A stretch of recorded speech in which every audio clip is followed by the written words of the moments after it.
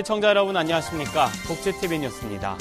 정부가 건강보험료 부과 방식을 제도 시행 37년 만에 대대적으로 개편합니다. 개편의 방향은 소득 중심으로 건보료를 매기는 방안입니다. 박고은 아나운서입니다. 현재 건강보험료는 직장인의 경우 월급을 기준으로 산정하고 지역가입자는 재산, 자동차 등을 점수화하는 방식으로 산출합니다. 하지만 앞으로 모든 건보료의 부과 기준은 소득이 됩니다. 재원 조달을 형평성 있게 한다 하는 게 가장 큰 목적이었고 원칙은 소득 중심으로 부과 체계를 한다. 이렇게 되면 직장과 지역가입자 모두 근로소득, 사업소득 외에 2천만 원을 넘는 이자, 배당금, 연금이 보험료 산정에 반영됩니다.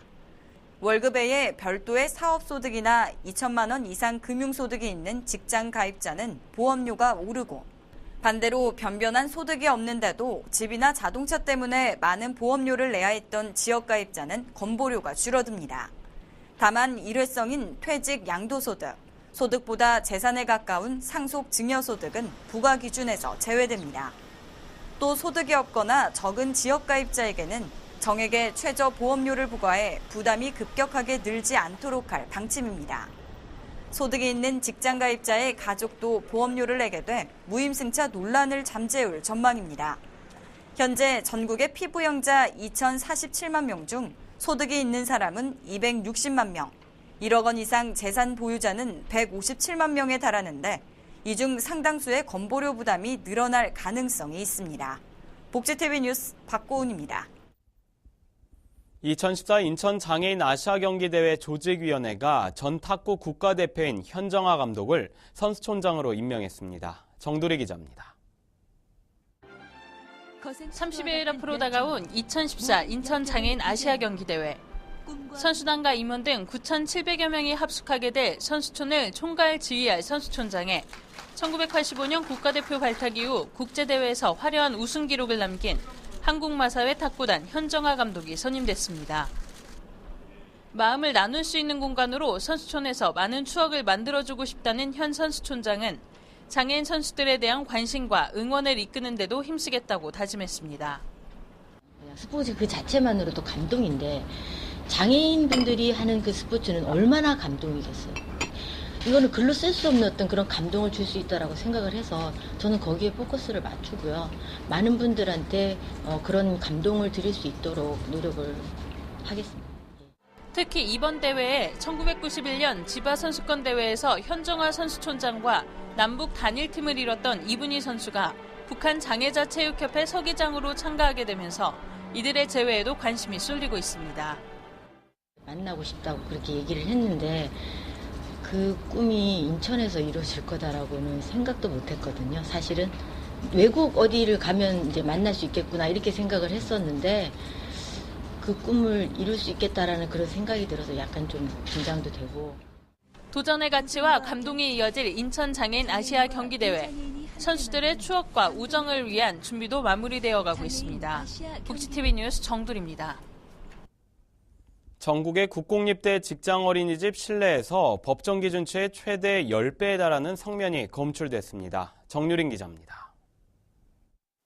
국공립대학 어린이집 상당수가 성면 관리 실태에 있어 허술한 것으로 드러났습니다. 전국 국공립대학교에 설치된 직장 어린이집 8곳 중 4곳에서 법정 기준치의 최대 10배에 달하는 성면이 검출된 겁니다. 이는 국회 교육문화체육관광위원회 신의진 의원이 교육부로부터 제출받은 국공립대 직장어린이집 성면 검출 현황 자료에 의해 밝혀졌습니다. 성면은 주로 어린이집 천장에서 사문석 계열의 백성면이 검출되는데 백성면은 호흡기를 통해 신체에 유입될 경우 폐암이나 후두암 등을 유발할 수 있고 특히 영유아에게 노출될 때 암 발병 연령이 낮아져 더 위험한 것으로 알려져 있습니다. 조사 결과 서울대는 복도와 놀이방, 화장실 등에서 최대 8배의 성면이 검출됐으며 충북대와 전북대, 부산대는 각각 자료실 천장과 직원용 화장실, 주방 창고에서 성면이 검출됐습니다. 조사 대상이 된 어린이집 건물은 성면 자재 사용에 대한 제한이 덜하던 1990년대 후반에 준공된 것으로 파악됐습니다. 대학 차원에서 작년 11월부터 올해 4월까지 자체적으로 총 이제 107개 동 교내에 있는 건물 107개 동에 대해서 조사를 했어요. 예, 그래서 이제 보수를 해야겠다라고 이제 그렇게 이제 생각을 하고 있었던 상황인 거죠. 예. 대학 내 어린이집이 있는 건물에서 성면이 드러난 건 벌써 2년 전. 이번에 발견된 백성면은 특히 영유아에게 위험한 만큼 안전에 대한 학교 측의 세심한 배려가 필요해 보입니다. 복지TV 뉴스 정유림입니다. 정부가 재난 발생 시 현장의 응급 의료를 위한 비상 매뉴얼을 하나로 정리하는 내용의 시행령안을 의결했습니다. 정부는 국무회의를 열고 재난 발생 시 신속하고 원활한 응급 의료를 위한 비상 대응 매뉴얼의 내용 등을 담은 응급 의료에 관한 법률 시행령 개정안을 의결했다고 밝혔습니다. 이번 시행령 개정으로 그동안 보건복지부와 소방방재청 등에서 각각 마련해 운영 중이던 재난 시 의료 지원 관련 규정이 하나의 매뉴얼로 정리됩니다. 한편 복지부는 이번 시행령 개정으로 인해 앞으로 재난 발생 시 인명피해가 우려되는 경우 전국 어디서라도 30분 안에 훈련된 의료진들이 현장 응급 의료 지원이 가능하게 됐다고 말했습니다. 장애인을 비롯한 교통약자를 위한 특별 교통수단인 장애인 콜택시의 이용 대상을 임산부도 포함해야 한다는 의견이 나왔습니다. 장애인 제도 개선 솔루션은 교통약자인 임산부가 장애인 콜택시를 이용할 수 있도록 요구하는 정책 건의서를 각 시도의회 해당 상임위와 교통약자 이동편의 증진센터 등에 제출했다고 밝혔습니다. 또한 솔루션은 현재 교통약자 이동편의 증진법은 장애인을 비롯한 노인, 임산부 등을 교통약자로 규정하고 있지만 대다수가 장애인 콜택시 이용 대상을 중증장애인으로 제한하고 있다고 주장했습니다. 솔루션은 임산부의 경우 체중이 늘어나는 등 신체적 변화로 대중교통을 이용한 이동이 쉽지 않고 최근 산부인과 병원의 부족으로 농어촌의 경우 지역 내에서 검진이 어려워 장거리 진료가 불가피한 상황이라고 설명했습니다. 최근 지자체별로 여러 종류의 협동조합이 생기고 있는데요. 서울 노원구가 의료복지 서비스를 협동조합 형태로 설립해 주민들의 건강을 지키고 있다고 합니다. 최현미 기자가 소개합니다. 노원구 상계 10동 주공 7단지 앞. 이곳에 특별한 치과가 문을 열었습니다. 주민의 손으로 만든 마을치과. 이곳은 의료복지사회적 협동조합에서 주민조합원의 출자로 만들어진 곳인데요. 주민이 주인인 이곳에서는 적정한 가격의 비용으로 꼭 필요한 진료를 정직하게 받을 수 있다는 게 큰 장점입니다. 치과는 가격이 되게 비싸고 또 가는 병원마다 가격이 다 다르기 때문에 어떤 가격이 적정 가격인지에 대한 판단을 의료 소비자 입장에서는 할 수가 없었던 거죠. 주민들이 믿을 수 있는 가격을 제시하고 그다음에 쓸데없는 불필요한 치료를 하지 않는 것 자체에 대한 신뢰를 쌓아가는 병원이기 때문에 그런 것들이 저희한테는 가장 중요한 그 경영의 신념이 될 수 있습니다.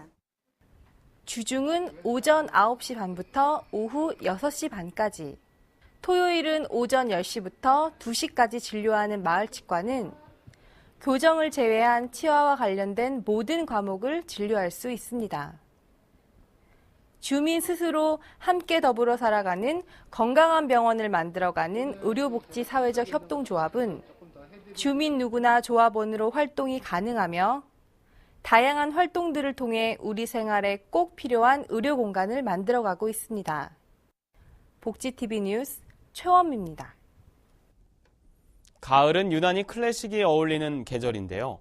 열정적인 지휘에 음악 속 이야기까지 더해지며 학생들을 클래식에 한 발 더 다가가게 만드는 음악회가 대구에서 열렸습니다. 우세린 기자입니다.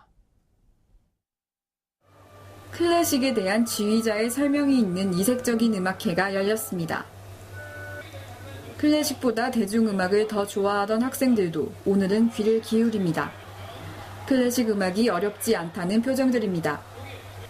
김범수 경북대학교 챔버 오케스트라의 지휘자에 섬세한 손길의 바이올린 주자는 비발디의 사계중 여름을 활을 유연하게 움직이면서 저물어가는 여름을 잠시 붙잡습니다. 포항시립교향악단이 놀람교향곡을 선사하자 학생들이 깜짝 놀랍니다. 지휘자의 연주 공명에 대한 설명이 이어지자 학생들은 하이든의 비밀 장치인 포르티시모를 이해하게 됩니다. 학생들은 연주되는 음악이 즐거우면 박수갈채를 보냅니다. 서정적인 음악이 연주될 땐 정적이 흐릅니다. 세상의 공부가 다가 아니다. 이런 따뜻한 음악을 통해서 또 마음에 따뜻함을 가지고 소외된 그런 사람들을 한 번씩 또 돌아볼 수 있는 그런 마음을 허락받는다는 거에 대해서 확신을 가져야 되잖아요. 클래식을 접할 기회가 부족했던 학생들이 지휘자와 교향악단의 연주와 함께 호흡하며 클래식과 가까워졌습니다. 대구에서 복지TV 뉴스 우세린입니다.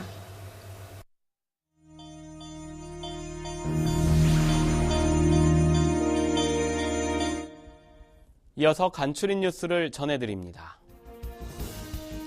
울산지검은 장애인들을 강제추행한 혐의로 울산 지역 모 장애인 근로사업장 종사자와 장애인 근로자 6명을 적발해 1명을 구속 기소하고 나머지는 불구속 기소했다고 밝혔습니다. 검찰은 피해자들이 지적장애나 청각장애 등으로 저항 의사를 제대로 표시할 수 없다는 점과 장애인들이 피해 사실을 알리더라도 사업장 측이 이를 묵인하는 관행을 악용했다고 설명했습니다. 대한지적장애인 축구협회는 이달 13일부터 16일까지 일본 삿포로에서 개최하는 제11회 한일 지적장애인 축구 교류대회에 참가한다고 말했습니다. 선수들은 지적장애인 축구 국가대표 선발전을 통해 선발됐고 조교 감독을 비롯한 임원진과 선수 18명으로 구성됐습니다. 한국은 일본과의 역대 전적에서 7승 3패로 앞서고 있습니다. 충북 청주시 한국공예관이 오는 15일부터 29일까지 장애인과 함께하는 촉각미술전을 개최합니다. 관람객들은 전시작품을 직접 만져보며 감상할 수 있는 특별한 체험을 할 수 있습니다. 한국장애인재단이 경제적 어려움으로 차량 정비에 소홀한 장애인 운전자에게 차량 정비와 소모품 교환을 지원하는 드림카 프로젝트 하반기 신청을 오는 19일까지 받습니다. 하반기 공고에서는 서울, 경기, 인천, 강원 지역의 장애인 운전자를 대상으로 하며 자세한 사항은 한국장애인재단 홈페이지를 참조하면 됩니다. 국제장애인문화교류 부산시협회가 부산장애인 합주단 온세미로 단원 모집을 위한 공개 오디션을 오는 26일까지 개최합니다. 모집 대상은 바이올린, 클라리넷 등 관현악기를 다룰 수 있거나 새롭게 악기를 배우고 싶은 장애인입니다. 오디션 희망자는 오디션 전까지 전화로 문의해 자세한 내용을 안내받은 뒤 신청서를 접수하면 됩니다.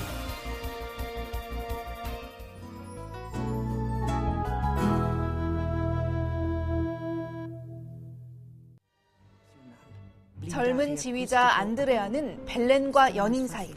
어느 날 벨렌은 이별의 영상 편지만을 남기고 떠납니다.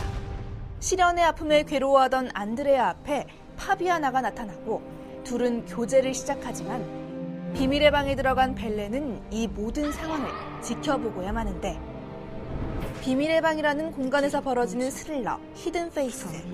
개봉 전부터 국내 누리꾼들이 먼저 알아보고 추천글을 올려 화제가 되기도 했는데요. 탄탄한 이야기와 함께 아름다운 여배우들의 열연이 큰 재미를 선사합니다. 운 나쁜 토끼 역으로 아이들에게 사랑받는 배우 윌. 40번째 생일날 우연히 도난당한 차가 사고로 불타면서 죽은 사람이 되고 마는데요.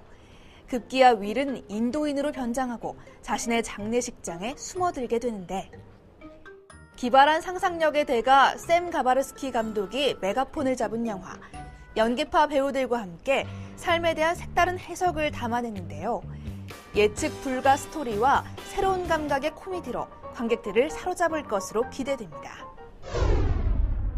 2006년 독특하고 매혹적인 상상력이라는 평을 받은 연극 늑대는 눈알부터 자란다가 다음 달 5일까지 대학로 예술공간 서울에서 다시 공연됩니다.